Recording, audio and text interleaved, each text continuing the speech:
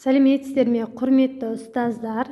Сіздерге бүгін мен өзімнің сабағымда жиі пайдаланып жүрген керемет әдістердің бірі айналмалы барабан әдісімен бөліскім келеді. Бұл әдіс кез келген сабақта қолдануға өте ыңғайлы. Қаласақ бұл жерге өзіміз қағазға әртүрлі сұрақтарды жазып келіп, желімнің көмегімен жабыстырып көрсетуге де болады.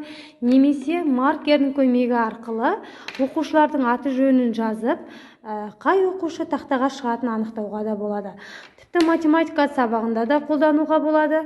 Мысалы, түрлі есептерді, көбейту кестелерін әрқайсысын әр бағытқа жазып қойып, бала оны айналдырған кезде өзіне қай сұрақ түседі, сол сұраққа жауап беріп отырады.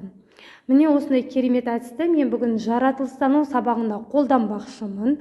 Сондай-ақ қазақ тілі, математика, дүниетану секілді кез келген сабақ түрінде баланы тақтаға шығару үшін де және өткен сабақты пысықтау үшін де қолдануға өте қолайлы таптырмас әдістердің бірі. Туған үйде сыйлыям, қазақ тілі, физика, алгебра, химия. Ең алғашқы еркелік сабақтардан қашқанбыз, күлім қаққан класстар, жүзімнен нұр шашқан қыз. Естен кетпес көктемім, жүрегімнің жыр әні, ақ күмбезді мектебім, бақытымның тұрағы.